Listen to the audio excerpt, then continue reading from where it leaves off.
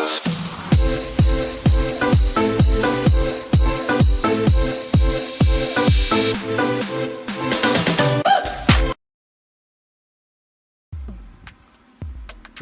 up mga kakulista? It's me again, Patricio. So for today's video guys ay mag-unbox tayo ulit ng Agriditis natin.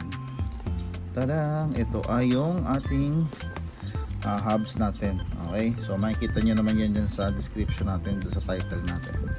Ito ay isang Tanky brand na 32 holes na hubs. Okay, so habang wala pa si Trek o si King natin, bubuksan muna natin yung mga kanyang Agriditis. O biro nyo, paano pa lang si yung Trek natin ang dami na nakaabang sa kanyang upgrade.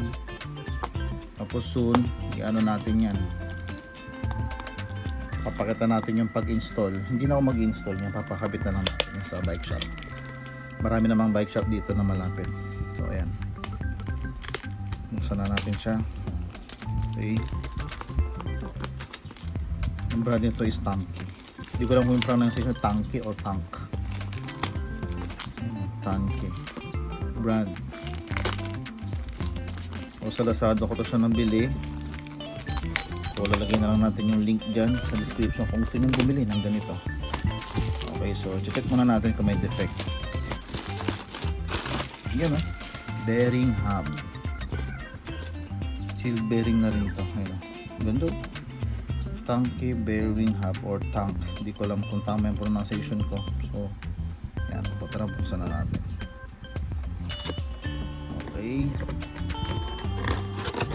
ayan na. Sheesh, ganda pala. Parang punong ano ba, patungan, huwag na siguro. Sasaig na lang natin. Ito yung color black. Okay,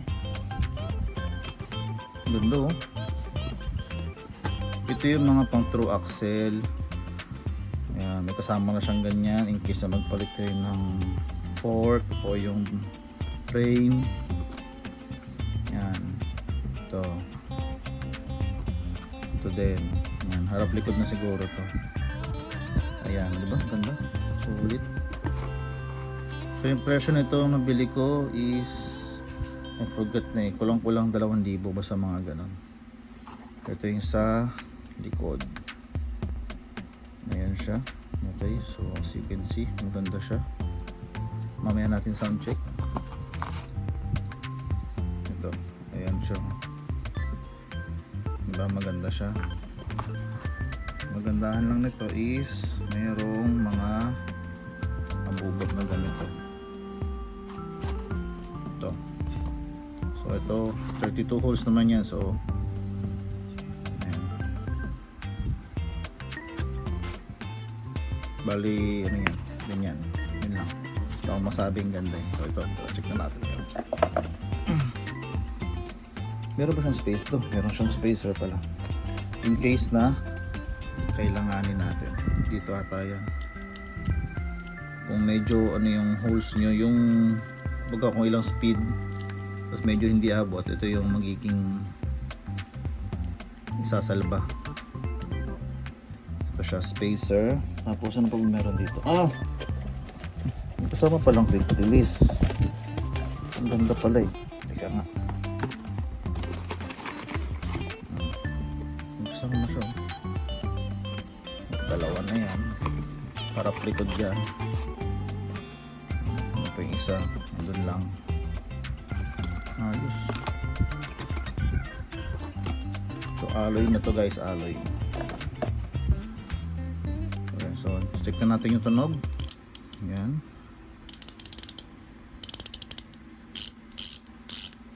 Ayun, ganito yung mga gusto ko, hindi ganun kaingay, sakto lang.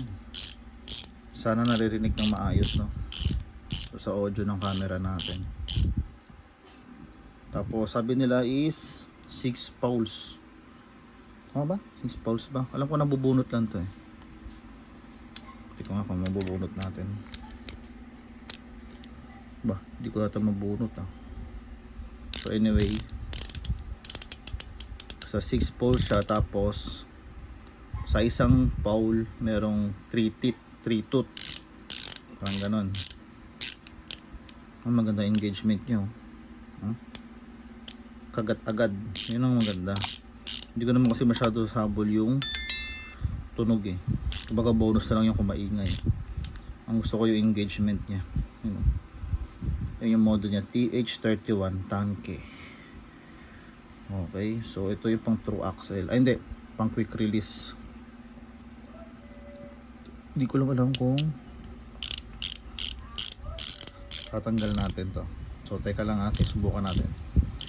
Iyan ako muna. Yun o. Ganda o. Ayos o. Sa personal, hindi siya ganon kaingay. Saktong sakto lang siya. So yun ang gusto ko dun. So teka lang ha, titignan natin kung mabubuksan ko to. Oops, bago natin napakita yung loob ng ating rear hub. So sa mga concern dyan sa mga weight, ito, papakita natin yung weight nya. Okay, so ito mo tayo sa rear hub. May timbangan tayo dyan. Okay, sa likod nagtitimbang siya ng gumugulong yan, 292 grams kasama na yung itong end cap nya. Okay, na pang quick release. Okay, tapos ito naman sa harapan, meron siyang 198 grams, kulang-kulang 200. So ilagay natin yung tawag dito, itong mga quick release nya. I-plus na lang natin kasi hindi siya kasya dito. Para sa mga weight concern dyan, ako hindi naman.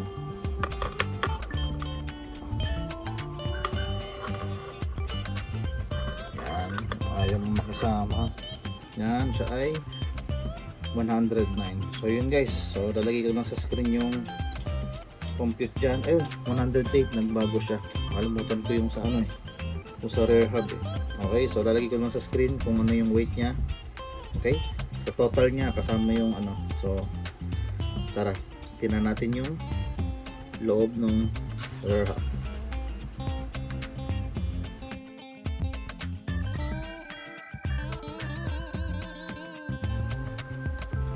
So okay guys, so naaral ko na kung paano siya buksan. Kanina medyo nahirapan ako, so ganito na lang siya. So ito is natatanggal.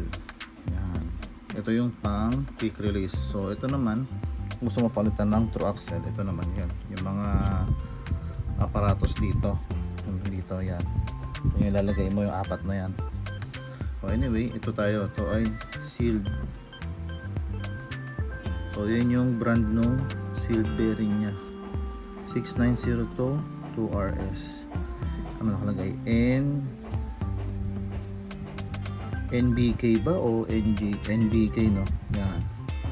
So tapos kanina medyo nahirapan ako kasi matigas to. So ang ginawa ko, kumuha na ako ng pwedeng ano to Allen wrench. Pinukpo ko siyang ganun para pang alalay latas para matanggal to. Kaya natanggal siya, diba? Pero maluwag na yan. Kanina lang matigas.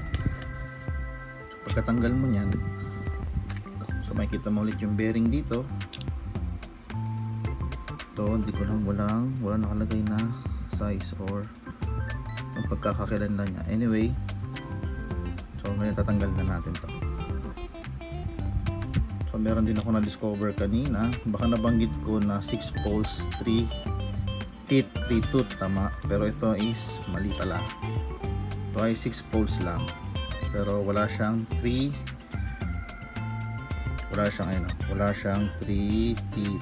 tooth. So anyway, walang problema yon. Yan, may mga grasa-grasa pa. Okay, di ba? Malinis, maganda. So ayan din yung brand niya, NBK, tapos 6, ito pa to, 690. Diba? 690, focus. 690, 6903. 6903 2RS yan. Yun yung brand ng bearing niya. So apat siya. Tama ba? Ito 1, 2, 3, 4. So apat yung bearing niya dito sa rear. So okay, so yan, so hindi siya, siguro depende sa model kaya hindi siya 3, 2, pero no problem yun, walang kaso yun. Okay, so babalik na natin yan. So ito yung mga engagement nya, yan yung mga teeth na yan, yung kinakagatan nito. Okay, so may gumagawa kasi sa harap, pasensya na, may nag-grinder. So ito rin, ayan. Ito anong ano to? Anong ano to? Anong klaseng ano to? Medyo malabo siya. Alagay enduro. Ito ba yung ano niya? Yung model nung bearing niya? Hindi ko siya mabasa. MR 1526. Yan. Sa pagkakabasa ko, may isa pa ba sa dulo? Pero pa 7 sa dulo. MR 15267. Kung mali ako, ano na lang, paki-correct na lang. At malabo-labo ang mata natin, medyo maliit siya mga kaklista. Okay? So yan siya, hindi siya 3 tooth. So single lang siya, isa lang. Pero isa ay 6, 1, 2, 3, 4, 5, 6. Okay, so yun lang. Tapos balik na natin. So sa pagbabalik nito, hindi siya ganun ano. May mga technique kang gagawin. Nasa lang ating, may sinulid akong nirinig. Sinulid. Pero kung kaya nyo naman ibalik ng walang ganito, di mas okay. So akin kasi medyo na ano ako. So yan, may sinulid tayo dito. Uy, taho daw. Tapos dito, ay, hindi ko may pasok. Kailangan nata patay ilaw. Sheesh. Yan. Yan, hawakan mo dito or pwede mo ring itali yan dito. So, hawakan ko na lang. Tapos, ganyan mo. Yan. So, konting pwersa. Sabay baba. Ay, dumulas. Isa pa. Dumulas, may grasa eh. Pasok mo dyan. Tapos ganyan. Ganyan. Ayun. Pasok na. Tanggalin mo na ito. So yun lang. Sound check ulit tayo. So ito ay 32 holes. Ayan. So 1, 2, 3, 4, 5, 6, 7, 8, 9, 10, 11, 12, 13, 14, 15, 16.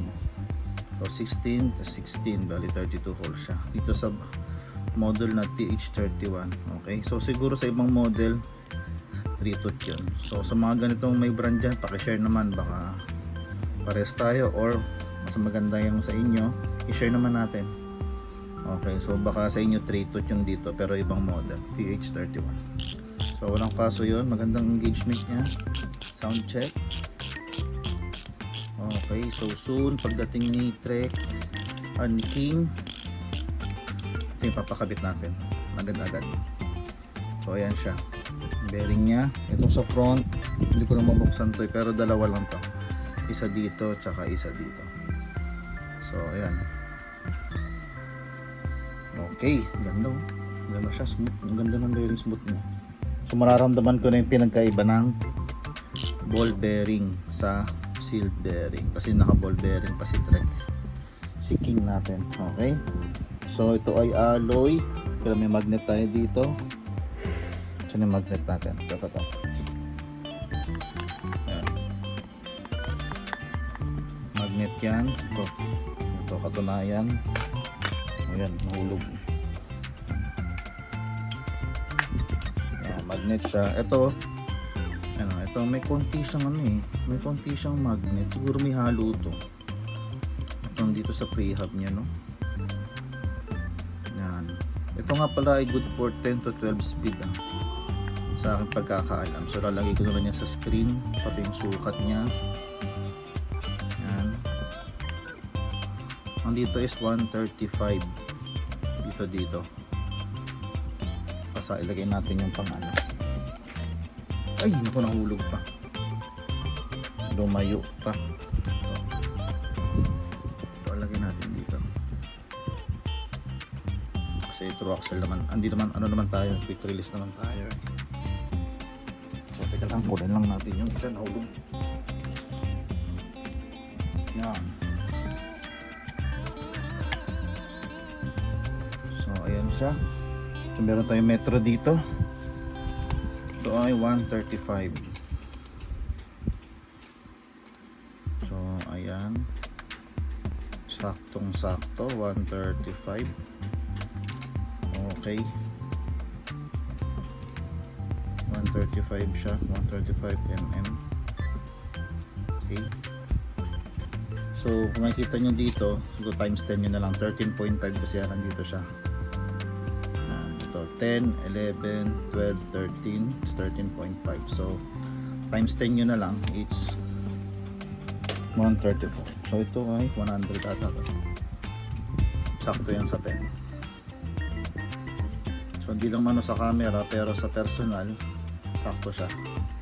Okay, so dyan sa 10 siya, 100 mm. Okay, so yun lang guys, konting sharing lang sa ating bagong upgrade-itis. Isa sa mga magandang upgrade-itis natin. Okay, so yan. So yun lang guys, so sinare ko lang sa inyo itong aking nabili na hubs, na sealed bearing hubs na.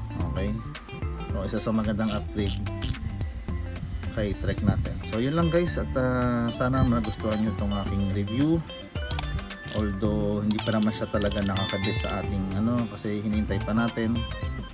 Yun lang, para magka-idea ko kung ano yung tunog niya, kung ano yung specs niya. Ayan, so depende yan sa kung mabibili nyo. So ilalagay ko lang yung link dyan sa panibilang ko sa Lazada. Okay, so yun lang guys, at maraming salamat sa inyo. God bless and ride safe. Sheesh, tangke, baka naman.